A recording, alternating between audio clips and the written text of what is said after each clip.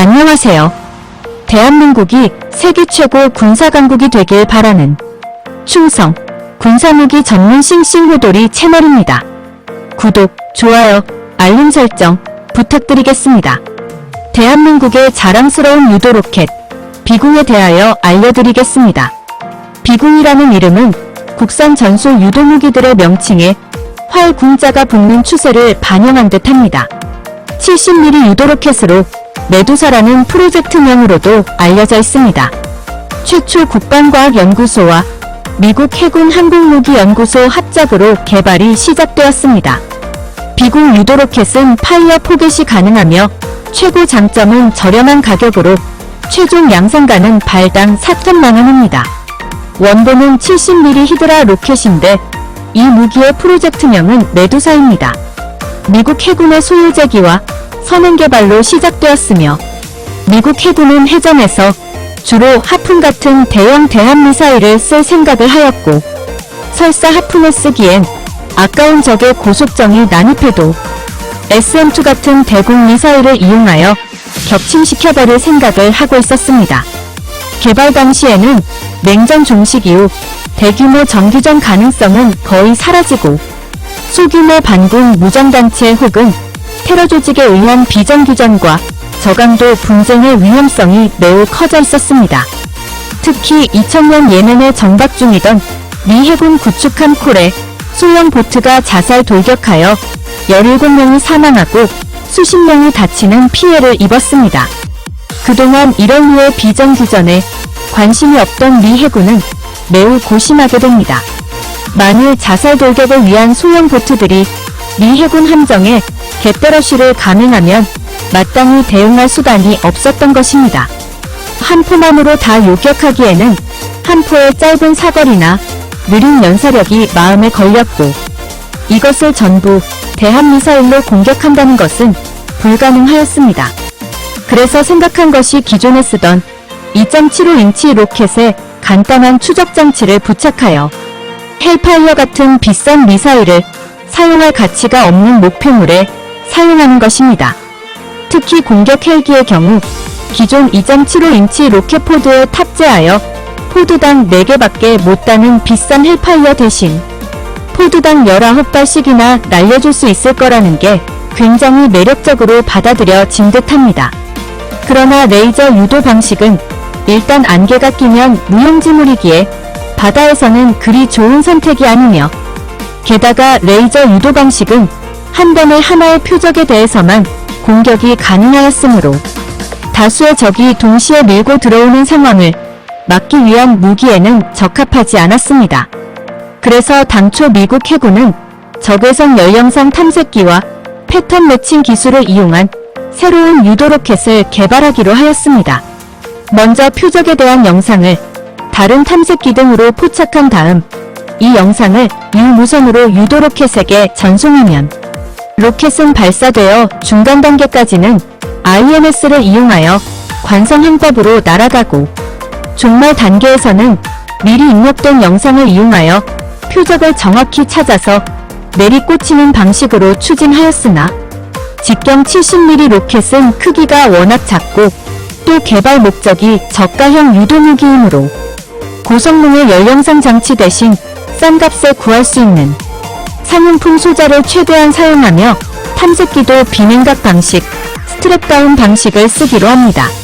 하지만 미 해군 혼자서 하려니 돈이 많이 소요될 것 같아 고민이었는데 마침 비슷한 생각으로 고민에 빠져있던 한국이 눈에 들어왔으며 특히 전시에 북한군이 호버크래프트의 특수부대를 싣고 설해 오도나 인천, 수도권 등에 상륙하여 기습 점령하거나 후방 교란을 하면 여간 골치 아픈 것이 아니기 때문으로 만약 한국군이 이것을 위해 방어병력을 이곳에 증가시켜 놓는다면 그만큼 전선에 보낼 병력이 부족해진다는 뜻이기도 합니다. 일이 이렇게 돌아감에 따라 2000년 중반 무렵 미국 해군연구소와 방위사업청은 MOU를 맺고 공동개발을 하기로 합니다. 미국은 주로 이미 개발해놓은 내용을 한국에 전해주고 한국은 이를 최대한 값싸게 만들 방법을 연구하였습니다. 개발 주체는 다른 유도탄 사업과 마찬가지로 국방과학연구소와 LIG 넥스원으로 아파치나 수리용 같은 헬기나 한국군의 KA-1 같은 경공격기에도 충분히 활용할 수 있을 것으로 전망했습니다. 그러나 먼저 운일 땐 미 해군은 정작 급할 것이 없다 보니 2012년에 이 사업에 대한 예산이 배정되지 않아 참여 여부가 불투명한 상태로 있었으며 이에 한국군은 한시가 급하여 결국 2012년에 한국만 체계 개발로 전환하여 계속 개발을 진행하기로 한 것입니다. 대한민국의 경우 육군 쪽에서 관련 자료를 몇 건 내놓기는 했지만 정작 이 사업에 가장 큰 관심을 갖는 것은 서해오도를 담당하고 있는 해병대와 주한미군의 아파치 일부가 철수함에 따라 북한 고속정 저지 임무를 대신 맡은 공군으로 덕분에 해병대는 차량 탑재 지상 발사형을, 공군은 KA-1에 탑재할 항공기 발사형을 원하였습니다. 그래서 알려진 것과 달리 헬기 탑재 모델의 개발은 뒤로 밀리고 지상 발사 버전과 공중 발사 버전이 우선 추진되었으며 이런 사정으로 위에 서술된 플랫폼 중 가장 먼저 나온 것은 지상 발사형으로 2015년 충남 태안군 안흥종합시험장에서 이 로켓의 운용평가 시험이 공개되어 두 차례 추가 시험에서 모두 무인 표적 격파에 성공하였습니다. 사거리는 8km이며 군 운용평가에서 저가형 무기답지 않게 높은 명중률을 기록했습니다. 최대 사거리 8km상에서 고속기동하는 표적에도 전부 명중했다고 합니다. 군도 성능에 만족하여 운용적합 판정을 내렸습니다. 2017년부터 연평도와 백령도에 북한 상륙정 방어 등을 위해 배치되었고 노후화된 M47 패튼 기반의 해안포들을 전면 대체하였습니다. 해검2 무인 수송정에 비공 70mm 다연장 로켓탄이 장착된 것이 확인되었습니다. 향후 비공은 공대함, 공대지 기능을 보유하리라 보입니다. 공대함 버전과 공대지 버전은 시커가 다르며 공대함 버전은 적외선 열상 이미지 매칭 기술로 유도되며 공대지는 레이저 유도가 될 가능성이 큽니다. 수출의 경우 사우디군이 신형 고속 초계정 2200 함정에 소형 공격정 대응용으로 LIG 넥스1 비공이 탑재되었으며 사우디군은 총 12척을 도입해 서부 함대에 배치할 계획이며 이미 7척 이상 인도받은 것으로 알려졌습니다. 사우디의 주적인 이란군과 혁명수비대의 고속정 물량 공세에 대비한 것으로 보입니다.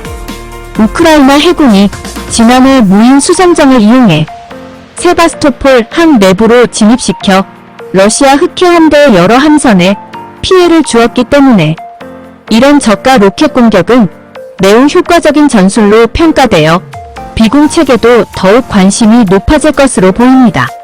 대한민국이 개발한 비공은 세계적으로 인정받고 있는 저렴하면서도 매우 우수한 유도미사일로서 많은 수출이 기대되고 있는 무기이며 앞으로 더욱 발전해서 대한민국 K방산의 위상을 빛내어 주기를 바랍니다.